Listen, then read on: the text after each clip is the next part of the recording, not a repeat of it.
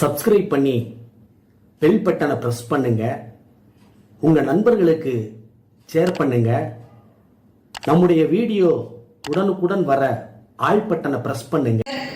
ஐயா காரைக்குடி ராமசுப்பையா அவர்களுடைய நினைவை போற்றும் இந்த பெருவிழாவில் சிறப்புரையாற்ற வருகை தந்திருக்கின்ற தமிழ்நாட்டின் துணை முதல்வர், திராவிட இயக்கத்தின் வருங்கால நம்பிக்கை, அன்பு தம்பி உதயநிதி அவர்கள் உள்ளிட்ட மேடையில் இருக்கும் பெரியோர்கள், வருகை தந்திருக்கும் சான்றோர்கள், கொள்கையே வாழ்க்கையாகவும் வாழ்க்கையே கொள்கையாகவும் கூடியிருக்கும் கருஞ்சட்டை தோழர்கள் அனைவருக்கும் என் அன்பான வணக்கத்தை தெரிவித்துக் கொள்கின்றேன். நேரம் குறைவு. நம்முடைய துணை முதல்வர் அவர்கள் பல்வேறு பணிகளுக்கிடையில் இந்த நிகழ்ச்சிக்காக கொடுத்த நேரத்தை குறைக்க வேண்டிய சூழலில் அவர்கள் இருக்கிறார்கள். நமக்கும் அவருடைய பொறுப்பும் வேலைகளும் தெரியும் என்கிற காரணத்தினால் எங்களுடைய உரைகளை நேரத்தை சுருக்கி கொண்டு ஐயா ராமசுப்பையா அவர்களுடைய உருவத்தை சிலையை திறந்து வைத்து அவர் உரையாற்ற வேண்டும் என்கிற அந்த காலத்தின் நெருக்கடியில் என்னுடைய உரையை சுருக்கிக் கொள்ளுகிறேன். நேரம் அதிகமானால் தயவு செய்து சீட்டு கொடுத்து விடுங்கள், தயங்க வேண்டாம். ஆமாம், ஏன்னா பல நேரங்களில் பேச்சாளர்களுக்கு சைக்கிள் ஓட்ட கற்றுக்கொள்ளுகிற மாதிரி ஏற தெரியும், இறங்க தெரியாது. கல்லை பார்த்தாதான் காலை ஊன முடியும். ஆகவே அதுவும் இது எப்படிப்பட்ட விழா, யாருக்கு நடக்கிற விழா? இந்த விழாவில் நாம் ஒரு குறிப்பிட்ட நேரத்தில், அது 3 மணி நேரமாக இருந்தால் கூட ஐயா ராமசுப்பையா அவர்களுடைய வாழ்க்கையை சொல்லிவிட முடியுமா என்பது கேள்வி. இந்த குடும்பம் அண்ணன் எஸ்பி முத்துராமன் அவர்கள் தொடங்கி அக்குடும்பத்தின் கடைக்குட்டியாக நம்முடைய அண்ணன் பேராசிரியர் சுபவி அவர்கள் வரை இந்த குடும்பம் ஐயா ராமசுப்பையா அவர்கள் வழியிலே தியாகம் செய்த குடும்பம். தியாகம் என்பதற்கு ஒவ்வொருவர் ஒவ்வொரு இலக்கணத்தை கற்றுக்கொள்ளுகிறார்கள். தந்தையின் கொள்கைக்காக குடும்பம் தொல்லைப்படுவது என்பதுதான் திராவிட இயக்கத்தின் தனித்தன்மை. அதைவிட சிறப்பான ஒன்று உண்டு. அதை தங்கள் பெருமைக்குரிய வரலாறாக சொல்லுகிற அடுத்த தலைமுறை. எங்க அப்பா ஒரு புத்தி கெட்டவர், எங்க அப்பா பொழைக்க தெரியாதவர், எங்க அம்மா அப்பா பணத்தெல்லாம் ஊதாரித்தனமா விட்டுட்டாங்க என்று புலம்புகிற பிள்ளைகளுக்கு நடுவில் எங்கள் தந்தை வீட்டை விட்டு சென்றார், திரும்பி வரவில்லை, அடுத்த நாள் பார்த்தால் அவர் கைது என்று பத்திரிகையில் வருகிறது என்பதை வருத்தமில்லாமல் தங்கள் வரலாறாக இந்த மேடையில் சொல்லுகிற ஒரு மகளை பார்த்தோம். ஐயா ராமசுப்பையா அவர்கள் திடீரென்று வீட்டை விட்டு போய்விடுவார். 2 மாதம் எங்கிருக்கிறார் என்று தெரியாது. எங்கு போனார்? சேலத்திற்கு போனார். எதற்கு போனார்? புரட்சி கவிஞர் பாரதிதாசன் அவர்களுடைய இன்ப இரவு என்ற நாடகத்தை நடத்துவதற்கு பல்வேறு ஊர்களுக்கு சென்று அலைந்து திரிந்து பணம் திரட்டி அந்த நாடகத்தை வெற்றிகரமாக நடத்துவதற்கு போனார். அந்த 2 மாத காலத்தில் இங்கு பேசிய அவருடைய மூத்த மகன் அண்ணன் எஸ்பிஎம் அவர்களுக்கு முதுகிலே ராஜபிளவை என்கிற ஒரு நோய். அந்த நோய்க்கே அவ்வளவு பெரிய பேர் இருந்தால் அது எத்தகைய கொடுநோய் என்பதை புரிந்து கொள்ள முடியும். ஒவ்வொரு மயிர்காலிலும் நோய் தொற்று வந்து முதுகில் கொப்பளங்கள் வெடித்து அவர் எப்படிப்பட்ட நிலைமைக்கும் அந்த குழந்தை ஆளாக கூடும் என்கிற சூழலில் தந்தை எங்கிருக்கிறார் என்று தெரியாது, கணவருக்கு தகவல் சொல்ல முடியாது. 3 மாதம் அவர் புரட்சி கவிஞரின் நாடகத்தை நடத்திவிட்டு திரும்பி வருகிறார். அந்த தந்தை மீது கோபம் கொள்ளாத குடும்பம் இருக்கிறதே, நல்லதொரு குடும்பம், பல்கலைக்கழகம் என்பதற்கு இதைவிட என்ன சான்று இருக்க முடியும்? கள்ளக்குடி போராட்டத்திற்கு சென்றார், கைதானார், அது செய்தி. ஆனால் கள்ளக்குடிக்கு போவதற்கு அவரிடம் காசு இல்லை. அவர் தனவணிகர் குடும்பத்தில் பிறந்தவர் தான், செல்வம் இருந்தவர் தான். ஆனால் பணம் என்னவாயிற்று என்றால், இங்கு சொன்னார்கள் கணக்கு எழுதுவார் என்று. எங்கெல்லாம் கணக்கு? பெட்டிக்கடையில் கணக்கு, ஹோட்டலில் கணக்கு, பெட்ரோல் பங்கில் கணக்கு. யாருக்கு? அந்த ஊருக்கு வந்து தொண்டு செய்கிற தோழர்களுக்காக. காரைக்குடிக்கு வருகிறவர் வண்டிக்கு பெட்ரோல் போட்டுக்கொண்டு அண்ணன் ராமசுப்பையா கணக்கில் எழுதிவிடலாம். சாப்பிடுவதற்கு வசதி இல்லாத தோழர்கள் ஹோட்டலில் சாப்பிட்டு விட்டு அவர் கணக்கில் எழுதிவிடலாம். பெட்டிக்கடையில் பொருட்களை வாங்கி கொண்டு அண்ணன் கணக்கில் எழுதிவிடலாம் என்ற நம்பிக்கையை விதைத்து காசு இப்படி போய்கொண்டே இருக்கிறது. கடைசியில் அண்ணா கைது என்று பார்த்து விட்டார். புறப்பட்டு திருச்சிக்கு போக வேண்டும். கலைஞர் பேசுகிறார், போவதற்கு காசு இல்லை. யாரிடம் கேட்கிறார்? வீட்டில் இருக்கிற தன் மகன் செல்வமணியிடம். ஒரு அவசர வேலை, கையில காசு இல்லை, அண்ணாவை கைது பண்ணிட்டாங்க என்று சொல்கிறார். அவர் மகன் இந்த தந்தையின் செயலை பார்த்து நம்ம ஒழுங்கா இருக்கணும் என்று அவர் உண்டியல்ல காசு சேமித்து வைத்திருக்கிறார். அந்த உண்டியலை உடைத்து காசை கொடுத்தால் அந்த காசை எடுத்துக்கொண்டு கள்ளக்குடிக்கு போய் சொல்லாமல் கைதாகிவிட்டார். கலைஞர் அவர்கள் முதல் அணி, இரண்டாவது அணிக்கு தலைமை ஐயா ராமசுப்பையா அவர்கள், மூன்றாவது அணிக்கு கவிஞர் கண்ணதாசன். கைது செய்து சிறையில் இருக்கிறார்கள். குடும்பங்களுக்கு தெரியாது. அந்த வரலாறுகளை நீங்கள் படித்திருக்கிறீர்கள். மூன்றாவது செய்தி, நெசவாள தோழர்கள் துயரில் வாடுகிறார்கள். கைத்தறி ஆடைகள் விற்கவில்லை. அதற்காக நெசவாளர் துயர் துடைப்பு இயக்கம் கண்டார் அண்ணா. எல்லோரும் கைத்தறி துணியை வாங்குங்கள் என்கிறார்கள். விற்பனையை தொடங்குவதற்கு இயக்கம் நடக்கிறது. நாவலரை அழைத்து காரைக்குடியிலே கைத்தறி துண்டுகளை விற்பனை செய்கிறார்கள். அந்த இயக்கத்தை நடத்துகிறவர் ஐயா ராமசுப்பையா.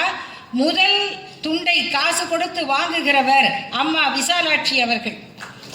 ஆனால் நிகழ்ச்சிக்கு போவதற்கு முன்னால் இங்கு உணர்ச்சியோடு உரையாற்றிய அண்ணன் சுவாமிநாதன் அவர்கள், அவருக்கு டைபாய்டு காய்ச்சல்.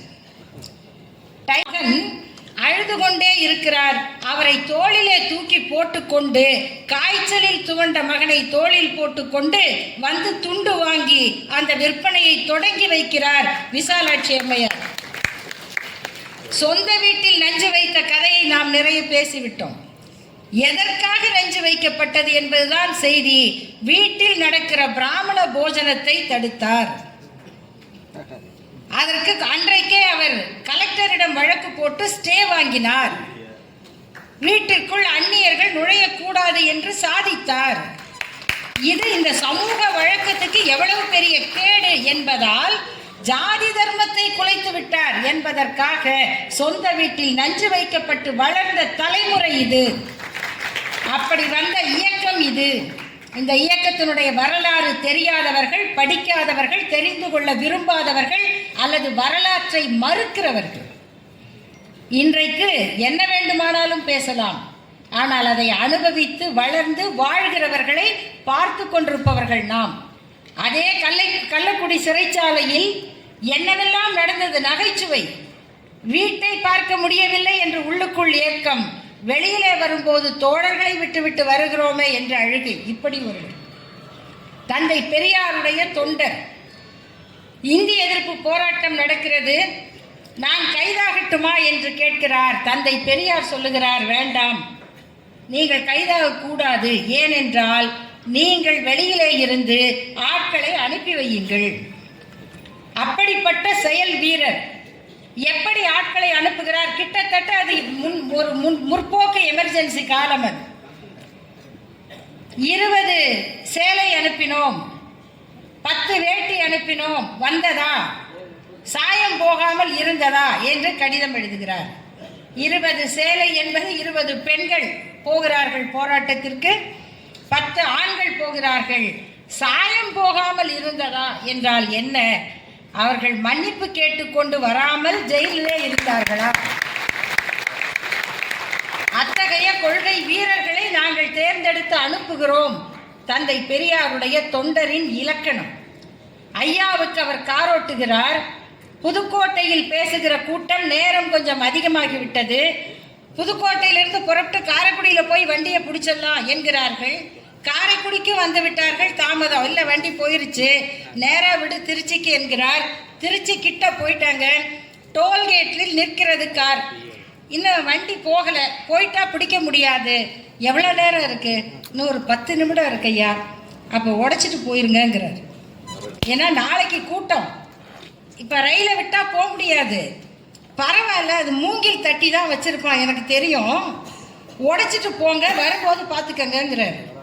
அவர்கள் உடைத்து கொண்டு போக வருகிற காவலாளி வருகிறார். என்னங்கிறாரு, கார் போயிடுச்சு.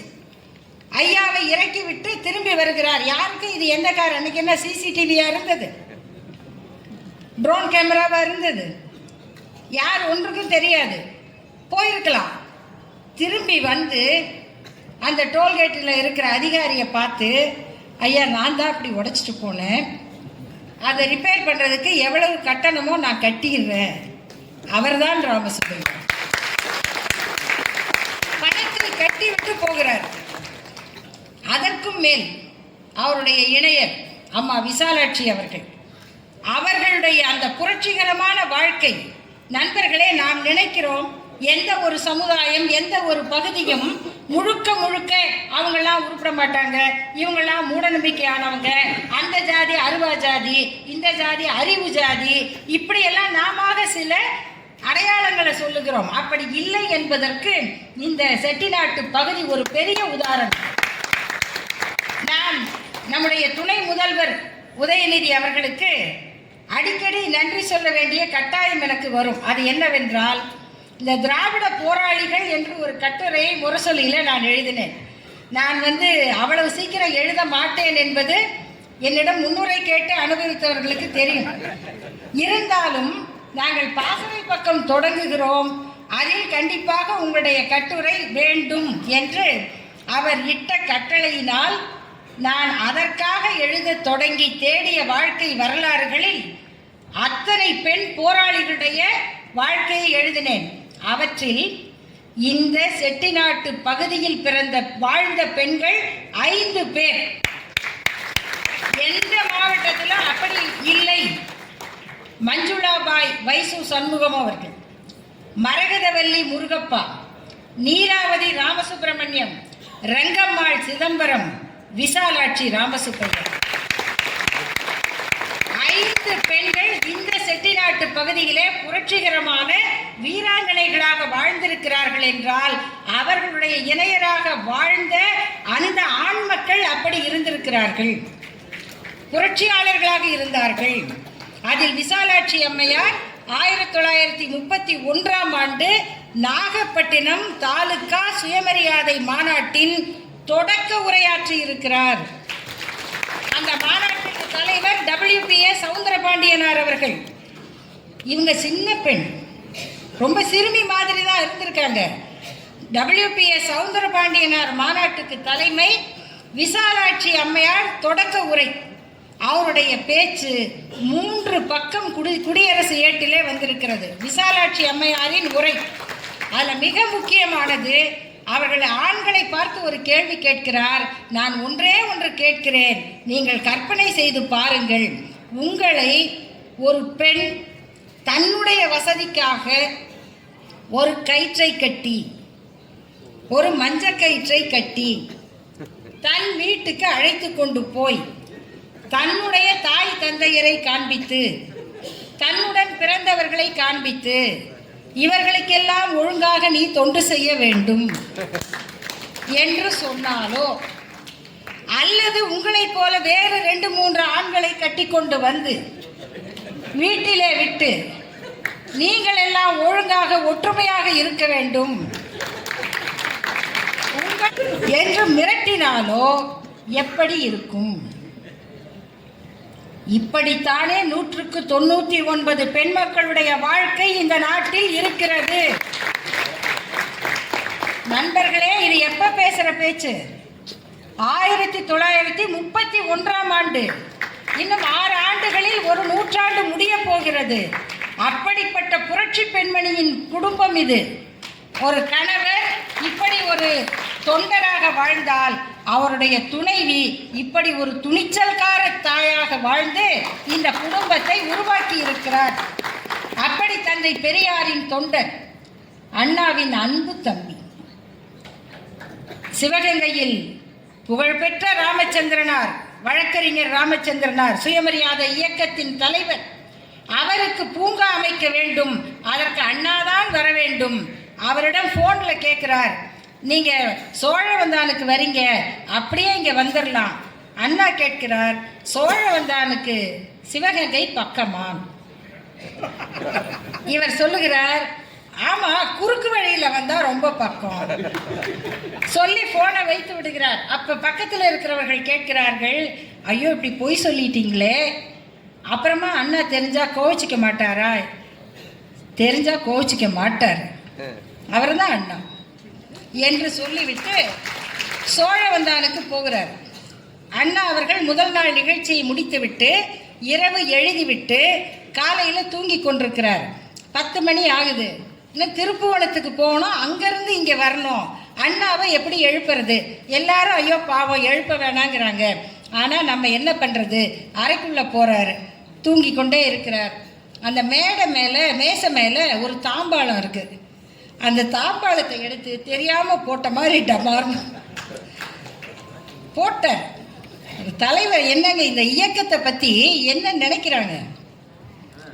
அண்ணா சொல்லுகிறார், சிரித்து கொண்டே முழிச்சுக்கிட்டு தான்ப்பா இருக்கேன்.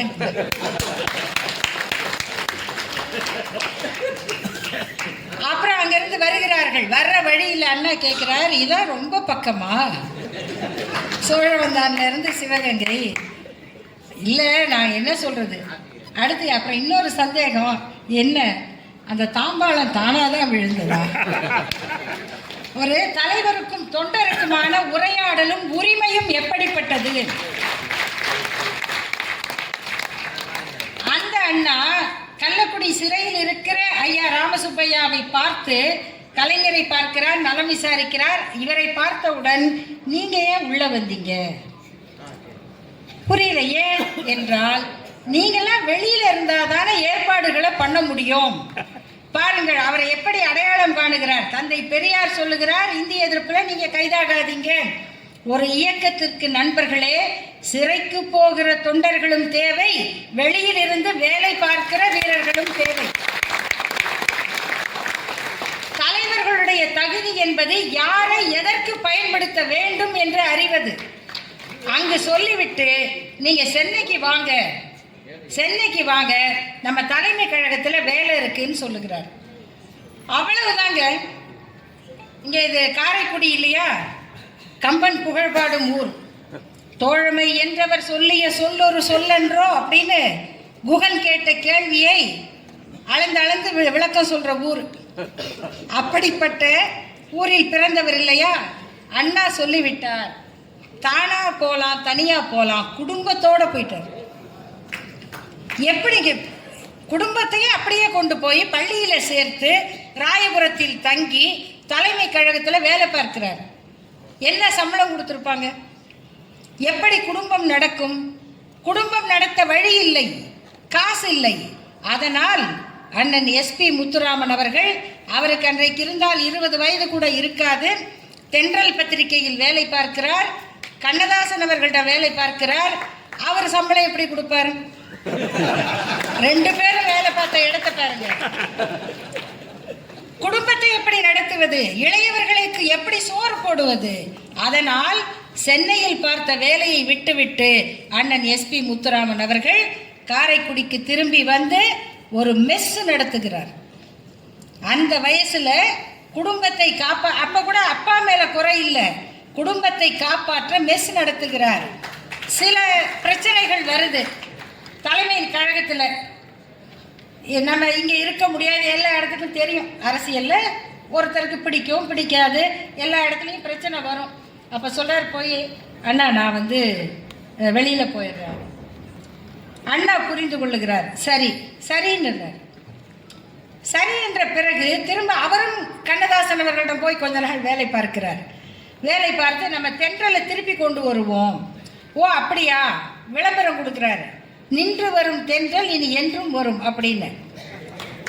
கவிதைக்கு நல்லா இருக்கும், வருமா? அப்ப சொல்றாரு, கண்ணதாசன் சொல்லுகிறார், ஆயுள் சந்தா வாங்கலாம் அப்படின்னு. ஐயா கேட்கிறார், சுப்பையா ஐயா, ஆயுள் சந்தானா யாரோட ஆயுள்? சந்தா கொடுத்தவரோட ஆயுளா பத்திரிக்கையோட ஆயுளா? ஏன்னா அப்போ வந்து எந்த பத்திரிக்கையும் வந்து சந்தா கொடுத்தவர் ஆயுள் வரைக்கும் வந்ததில்லை. அதனால பத்திரிக்கையோட ஆயுள் தான், அது அதோட முடிஞ்சு போச்சு. அதுவும் வழி இல்லை, திரும்ப வந்து விடுகிறார் காரைக்குடிக்கு. இன்னைக்கெல்லாம் கோச்சிட்டு போயிடுவாங்க, அவ்வளோதான், அதுக்கப்புறம் ஒன்றும் கிடையாது. ஆனால் திரும்பி வந்து இயக்க வேலை பார்க்கிற ஐயா ராமசுப்பையா 57ஆம் ஆண்டு தேர்தலில் நிற்கிறார். அண்ணா சொல்லுகிறார், கோடீஸ்வரனை எதிர்த்து ஒரு கோவனாண்டியை நிறுத்தி இருக்கிறோம். ராஜாசர் முத்தையா செட்டியார் நிற்கிறார், சுதந்திரா கட்சியினுடைய சா கணேசன் அவர்கள் நிற்கிறார். கார்கள் பறக்கின்றன, நமக்கு என்ன இருக்கு? சைக்கிள். சைக்கிள்லயே வேட்பாளர் யாரு தோழர் யாருன்னு தெரியாது.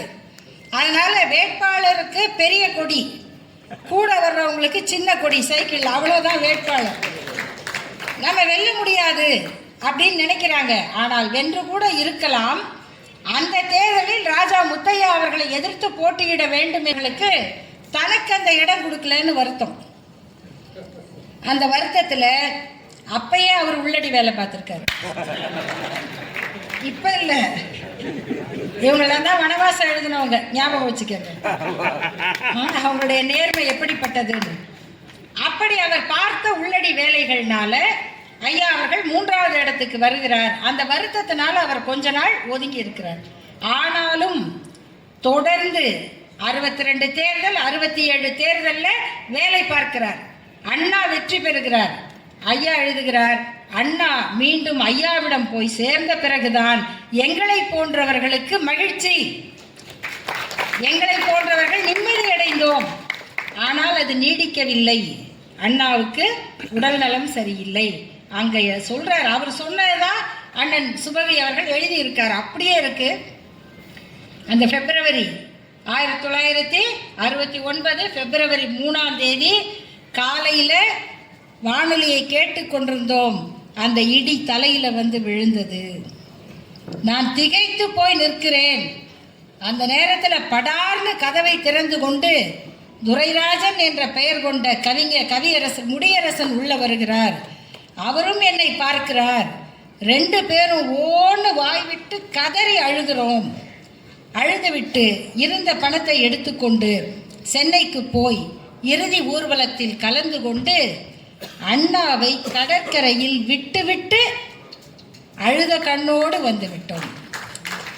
அங்க கூட அண்ணாவை புதைச்சிட்டு வந்துட்டோம்னு சொல்றதுக்கு முடியல, அண்ணாவை விட்டுட்டு அழுத கண்ணோடு வந்துட்டோம். அவரைத்தான் அடுத்த 4 ஆண்டுகளில் முத்தமிழறிஞர் கலைஞர் அவர்கள் 2ஆம் முறையாக தேர்தலில் திமுக வென்று அவர் முதல்வரான பிறகு அவருடைய நினைவுகளில் தேடி ஐயா ராமசுப்பையா அவர்களை எம்எல்சியாக உயர்த்துகிறார். இதுக்கிடையில் இந்த 10 ஆண்டுகளில் அவர்களுக்குள் பெரிய தொடர்பில்லை. அதுதான் இங்கே மிகச்சிறப்பு வாய்ந்த செய்தி. அவர்களுக்கிடையில பெரிய தொடர்பில்லை. ஆனால் அவருக்கு ஏதாவது செய்ய வேண்டும் என்றும் ஒரு பதவி எம்எல்சிக்கு யாருக்கு கொடுக்கலாம் என்று வரும் பொழுது அவர் நினைவில் இந்த ஓடி ஆடுகிற உழைப்பின் உருவம் நினைவுக்கு வந்தது பாருங்க, அதுதான் சிறப்பு. இதெல்லாம் நடந்துருச்சு. அவருடைய வாழ்க்கை இறுதியில் இங்கு ஐயா அவர்கள் சொன்னதை போல நான் சாக மாட்டேன், கலைஞர் அவர்கள் முதல்வராகி வருவார், அவர்தான் எனக்கு மாலை போடுவார் என்று சொன்னதை அவர் மரணத்திலும் சாதித்து காட்டினார். இந்த வாழ்க்கை நமக்கு கொடுக்கிற செய்தி நண்பர்களே ஏராளம். கடைசியாக 2 செய்திகளை மட்டும் நான் சொல்லி முடிக்கிறேன். 1, அவர் கள்ளக்குடி போராட்டத்தில் சிறையில் இருந்த போது அந்த நிகழ்ச்சியை எழுதுகிறார். இந்த சிறைச்சாலையில் இருக்கிற தந்தைகளும் அந்த தந்தைகளை பார்க்க போகிற குழந்தைகளும் இந்த இயக்கத்தில் தொடர்ச்சியாக வருவது, அதுதான் நம்முடைய வரலாறு. அப்படி அவரை பார்ப்பதற்கு அண்ணன் சுபவீர பாண்டியன் அவர்களை அழைத்து கொண்டு போகிறார். அப்போ அவர் எழுதுகிறார், அப்போ வீரபாண்டியனுக்கு வயசு 1. அந்த 1 வயது குழந்தையை தூக்கி முத்தமிடுவதற்கு கூட ஜெயிலர்கள் எங்களை அனுமதிக்கவில்லை. அப்போ இது அவர் எழுதினது 1987, எழுதி புத்தகமாக வந்தது. நடந்தது 53. 87 இதை சொல்லும் போதும் இவ்வளவு பெரிய மகனாகி இவர்தான் அதை கேட்டு எழுதுகிறார்.